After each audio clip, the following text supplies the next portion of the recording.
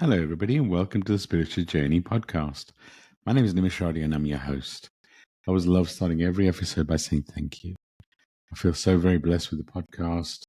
The number of people it's reaching. My objective was to simplify spirituality and guide people on their journey. And with the messages I'm getting and just the feedback, I really feel it's doing that. So thank you for everyone that's supported. Thank you for everyone that listens. Thank you for all the messages. And if this first time listening, then welcome. I am an Akashic record reader, Akashic trainer, podcast host, and as well as a podcast creator and spiritual coach and mentor. I love what I get to do. I guide people on their spiritual journey, whether that's through my mentorship program, which is over 12 weeks, and I guide you to, on a one-to-one basis, to really understand your spiritual journey, what your soul contracted to be here, what you're here to release, and guide you to be in the light. Also read Akashic Records, which is really a journey of what your soul's been through, and I connect with your guides and channel a message. If any of that sounds interesting, then reach out. Maybe I'm meant to guide you. I really believe that anyone that I work with, it's a soul contract. We were meant to do. We were meant to work together. I was meant to guide you. So if my voice resonates, please do reach out. This is going to be a solo episode. I've been getting a lot of feedback that maybe I need to do more solo episodes, and I did one. So I do one a month, which is channeled through the Akashic Records, and I'm there, but in many ways, I'm a vessel. I'm a vessel for the message for the message that comes from our guides, ascended masters. And I did one episode a few weeks ago, just solo, which actually got a lot of good feedback. So I thought, you know what, let me do more. So yeah, this is going to be just me sharing what's in my heart. And I'm actually going to do this a little differently this time. I'm going to release 2 episodes at the same time. So instead of recording the podcast and having a meditation on the same episode, I'm going to separate the two. So I'm going to record the voice part of it, the message part of it, and then I'm going to post the meditation separately. Again, there's a lot of feedback I got. I guess if the meditation is separate, it just makes it easier for you to complete the guided journey meditation multiple times. So this is what I'm going to do. So this is going to be a kind of a 1 of 2 episode. This is available. The meditation, I won't have a lot of conversation before it. I'll just jump in. So it will have, I'm releasing on the same day, so you can find it. And like I said, it'll be a guided meditation. Today's topic came up from a little bit of a personal surprise. So I feel like over the past few years, I've really shown up in many ways. For those that don't know, my mentor, my friend, Cedra Jeffrey, she passed away in March 2020 in a fire, aged only 38 years old. But that triggered something in me. That triggered and made me realize I was playing safe. Actually, this podcast started after that experience and getting the message through the records that my voice, my gift, and there's much more to that story. And I've shared it before, and I'm sure I'll share it again. So, that was one side, right? I really feel like I can be showing up in especially with the healing work I do. But experience I had just last week, I mentioned in the last podcast episode too, but it's just that I went solo to a concert by Chandra Seba, beautiful artist. If you've ever heard her, then please do. And, I booked the ticket. I bought the ticket a few months ago.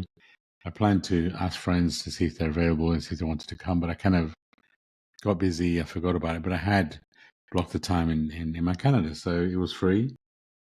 The date kind of creeped up on me and I saw it and I was like, okay, you know what? I'm just going to go solo. So I went and I was kind of in a bubble. I was in my own space. Obviously, there's a lot of people around and it's such a beautiful channeled concert. But when I was connecting, I saw myself coming out of a cocoon. And it just, when I delved in and I connected and talked to my guides, it was like the message I got was, yes, I've been showing up for the healer, for the service that I do. But in many ways, personally, I've been in a cocoon. And I like to think I'm reasonably aware. I've done a lot of work on me, and with the meditations I do, etc. It shocked me a little bit. It made me realize that a lot of what I do is on Zoom. A lot of what I do is behind the microphone, and even personally, yeah. I mean, I spend time being with friends, being with family, but it also made me realize that I've got to push even further and be seen even more. Come out of that cocoon and really shine my light. And that's a personal as well as as a healer. And it got me thinking. And actually then it got me having a lot of conversations with people around me, clients, friends, family. And actually I realized that many of us have felt like that. Many of us have feel like we've been in a cocoon, like in a weird sort of way. In the last, certainly this year, but also the last couple of years, we've been showing up, but there's been something we've been holding back. If this resonates, let me know. Like I said, it seemed, I got the message and the feedback so consistently that it inspired this episode. So what I mean by spiritually emerging from the cocoon. And what the cocoon phase means is really that integration. The feeling that there's so much happening inside and around. And it's almost like you don't feel connected to you. You can feel a shift. And it coincides with the shift the planet's going through. We're shifting from divine masculine to divine feminine. A lot of people feel disconnected, can feel a shift. And the cocoon metaphor makes a lot of sense because it's that feeling of being trapped. And by the way, the meditation I'm going to do is all around coming out of the cocoon, so it's very much connected. But what does the cocoon feel like? It's like being still, retreating kind of almost in a bubble, knowing there's something big is on the way, and doing the work as in having self-care routine, but also trying to be patient. I know one of my lessons in this lifetime is to be patient, but it's felt like a recalibration. In many ways, it's like a rebirth, but it creeps up on you a little bit. And so, it's also about having an honest conversation with yourself. How much are you showing up for you? What identity of yourself are you holding on to? Are you focused on external expectations, or are you really focused on what you? Because the reality is, for so many of us, we've chosen to be here as souls, and we're part of a band of people that are here to break the paradigm. They're here to do something that's never been done before. So this feeling of being a cocoon, being prepared for this shift the planet is going through, kind of makes sense when you start looking at it that way. And recently with Stace and with other guests, there's been a lot of conversation about things similar, right? Being in the void, and it's a kind of all a similar conversation, but it all kind of ties in. It's the discomfort of not knowing what's next. We can all feel a shift.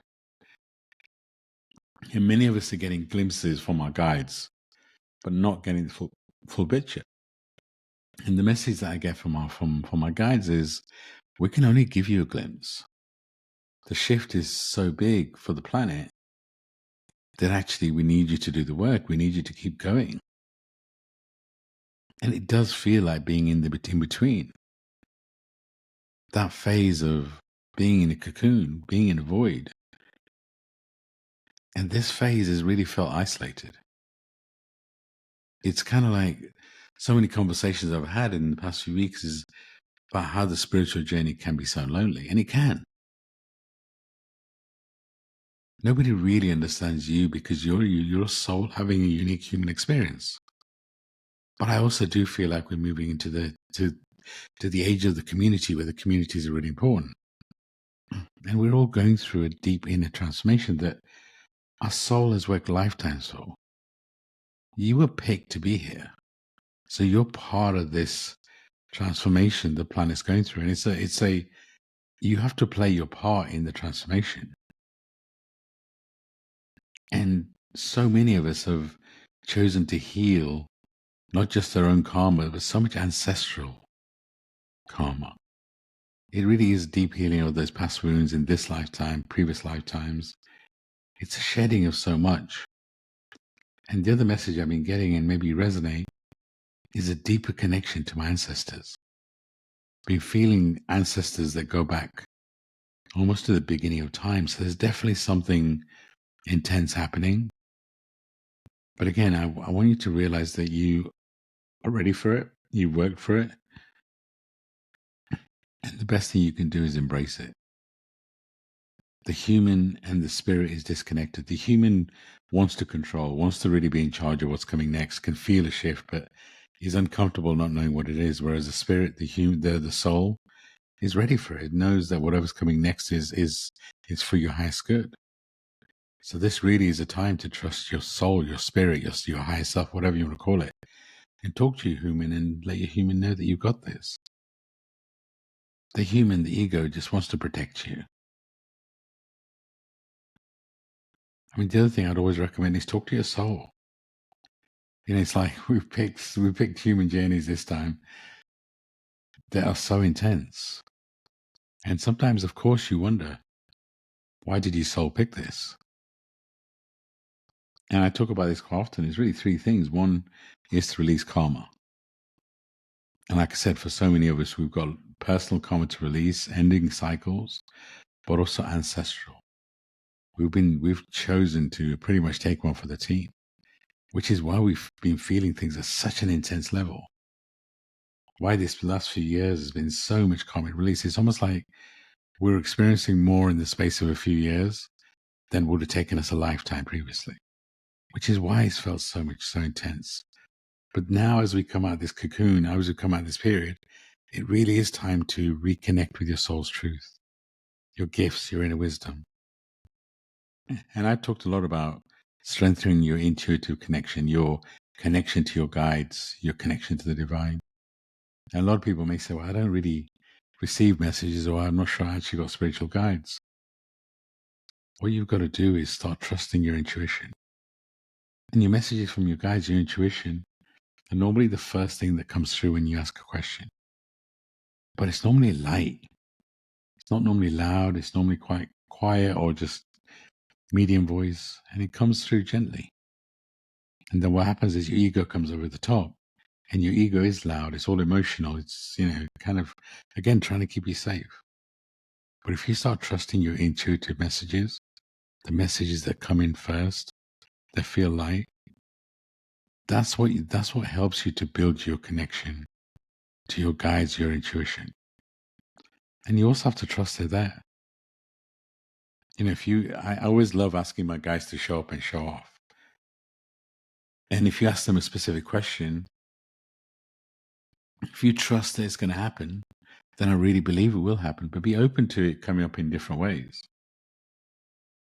I had an example recently with a guest, and they were talking about, they asked to see peacocks, and they saw peacocks in the most random places, like on a wrestler's outfit on WWE, right? It's a look for, when you ask, trust that it's going to happen and look for it to happen in magical ways.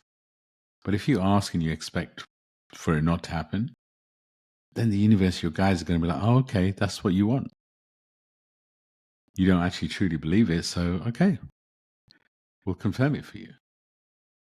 And the power is you're manifesting your reality. And this period, as we come out of the cocoon, it really is a time for us to become our own superhero, to shine our light, to do things for ourselves, and realize that's not selfish. It's actually selfish when you don't put yourself first. Because when you put yourself first, your light becomes so much brighter and you can help so many more people. And again, sometimes that feels so daunting. There's this guy on a podcast keeps asking me to put myself first, but life is just so overwhelming. Pick one thing. Start with one thing that you do for yourself. And that could be anything. I mean, I always recommend things like taking a walk in nature or 10-minute silence. And again, if in your head you're saying, well, I can't really sit in silence, I can't meditate, my mind is too busy. It's a muscle. You've got to practice. You've got to take time. You've got to do it consistently for at least 21 days. And when you do it, if you sit in silence, if a thought comes in, don't get annoyed. Let the thought come and let it go. Let it come, and eventually your mind goes quiet. But whatever you pick, when you pick something for you, it's multifaceted. One, obviously, you're doing something for you and you're going to feel better for it. But two, you're sending out a message to your guides, to the universe, that you are showing up for you. And here's the thing, you have to meet the universe halfway. Like, for example, listen to this podcast, but then also listen to the meditation and just visualizing yourself coming out of a cocoon. Because staying in that cocoon is your choice. Maybe it feels safe. For so many of us, our friend circles got really small. But we're moving into a time where I feel like it's time for us to manifest new communities. But trust your intuition when you manifest it. If people come into your world, check in with yourself. Does this person feel like I've got a soul contract with this? There's going to be healing. There's going to be expanding. There's going to be nurturing. And then trust your intuition. Because we are being pushed to shine our light, to use our voice, to use our gifts. And the thing to remember is your light is the gift. Your energy, your vibration, your experience, and everything you've been through as a soul is a gift. And the reality is, as far as your human experience goes, for much of that, if you're going to create something that's not been done before, you have to leave it at the door. And you also got to accept that everything in your world you have manifested. But the beauty in that is you have the power to manifest something else. And again, maybe it feels daunting. You start with doing something for you. It's an interesting, the kind of the way that we've been created and built. There's stages to healing. The first stage is always becoming aware. And listening to podcasts like this, changing your question, really trusting you on the inside helps you to become aware. Next stage is always acceptance. And the phase that I feel we're in now is we've been asked to accept this version of ourselves, everything we've been through. But also then, once we've accepted this version, to let this version go so the new version can be born. It's like it's almost you have to accept everything you've been through and who you are to allow the process of the rebirth to fully take place. So in this moment, accept who you are, accept everything you've been through. Know that everything exactly is how it's meant to be. And I had an interesting conversation, and I'll probably do a separate episode on the difference between destiny, soul contracts, and free will. If our destiny is already preset, why do we bother? If we've already decided on soul contracts, again, I do believe the major things in our life will happen to us. But the reality is we also have free will. And sometimes we do slow things down. I actually believe what's for you will find you. But how quickly and when is up to you. When you can let go and trust and use your free will for you. And if you continue to stay in victim mode, and again, there's a lot of pain on the planet right now. And anyone that's going through something, I'm sending you so much love and light. But I'm asking you to do something for you. I'm asking you to trust. If you can focus on you for a little bit, just do a couple of things a day.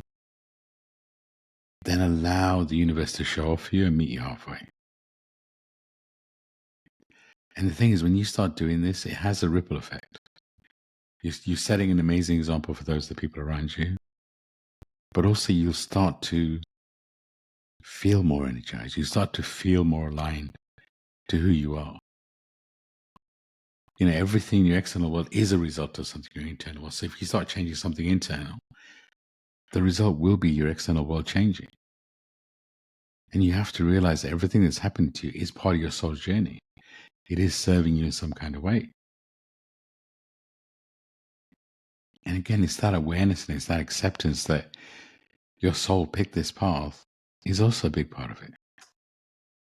And once you start focusing on you, and once you come out of your cocoon and you start shining your light, it's like a ripple effect. You'll start to feel increased energy. You'll start to feel a shift, and you'll start to take more action. Right now, so many people are kind of feeling like they're on a hamster wheel, and it's like everything is so hard. So many people I talk to are feeling tired. Actually, interestingly enough, some people are feeling energized and kind of maybe they're just in a different phase. There is a lot of planetary activity. The last full moon was super intense. But again, you are in charge of your energy, your vibration. The planet is going through a shift. Are you going to let the energy and the vibration of the planet consume you? Or are you going to shine your light and be that example for others? So many of us, and I've talked about this so much, are the bridge. We have a foot in both camps. You can call it 3D, 5D, whatever you want to call it, but we do have to be part human. We're a soul having a human experience, so it is about learning. It is about having experiences. Who decides whether they're painful or not? But having experiences. And having one foot in both camps means we can be the bridge. It's like so often we wait for something. You know what? I'm going to start doing more for me when this happens. You know, this lifetime, we're always going to be healing. It's not a one-time thing. I actually honestly believe the day I stop expanding, the day I stop learning is actually the day I leave this realm. So the healing for me is a lifetime thing. So don't wait. The only thing you really have control over is this moment. Look at the last few years, last few months. How much control have you really had? I really feel, at least for the human, control is an illusion. But the human really wants to control, wants to really manage how the shift is going to happen. But again, if you focus on this moment, if you truly breathe and feel the magic in this moment, you look for magic in your world in this moment, you celebrate the magic moments in your world, that's where you have control. And when you do that, the next moment becomes even more magical. It's really interesting. At times we feel like we haven't got control, but we do. But maybe we just focus on the wrong thing. You know, transformation is really interesting. It's that, you know, we're always on the go. We're always on the go. And if you're like that sort of person that's always on the go, then it usually means that there's some healing ready to happen that you're running away from. And it's the 10-minute silence, it's the stillness, it's the calmness that allows you to be present, to really feel how you feel. Having an honest conversation with yourself in the mirror. How do you really feel? And, you know, doing stillness for 21 days, 10-minute silence, allows you to truly feel your heart and soul. You know, this coming out of the cocoon, trusting the void, it really is where the deepest transformation happens. Remember, you chose to be here. You chose to release so much. You've chosen to create something that's never been done before. In which case, you can't do that from your history. You can't do that from your human existence, because your human existence has been programmed. You have the ability to channel. You have the ability to connect with your guides, your ancestors, and they will guide you to create something that's never been done before. Asking for help, being vulnerable is a superpower. We're entering into an age of community. You know what? If you're ready for guidance, mentorship, reach out to me. I'd love to guide you. I love what I get to do. But if it's not me, then allow somebody else to do it. Manifest people that can hold your space, that allows you to expand yourself. Not the sort of people that will just agree with who you are and not expand you. You want those people that will love you and hold your space while you expand, will challenge you. Or if you have to change who you are, if you have to mold yourself to really feel the love of somebody else, then I challenge you, is that really the right person for you? We're being challenged in so many different ways to shine our light to pick our people, to pick our core group in the right sort of way. And trust, because as you come out of this void, your inner circle is probably changed. If it hasn't changed, it needs to. The end of a soul contract doesn't always mean that the person leaves your world. It could mean that a new soul contract begins. But the thing that we always have to realize is, as we raise our vibration, it's not our responsibility to force other people to do the same. It's our responsibility to set the example and give people the option to raise their vibration. But if they don't, then the reality is, and there's a book that talks about the different power levels, right? And the reality is that you can only be around people that are close to your vibration. Otherwise, you have to lower your vibration to be around these people. This is a time where you have to be honest with yourself. You have to ask for help where you need it, but also you have to let go of those souls that no longer serve you. And remember, you're going through a rebirth, so it means that, of course, those people helped you to be this version of you. But you have to ask, are they the right people for you moving forward? This is a time to live authentically, to merge worlds. Are you being authentic in all your worlds? And be unapologetic about it.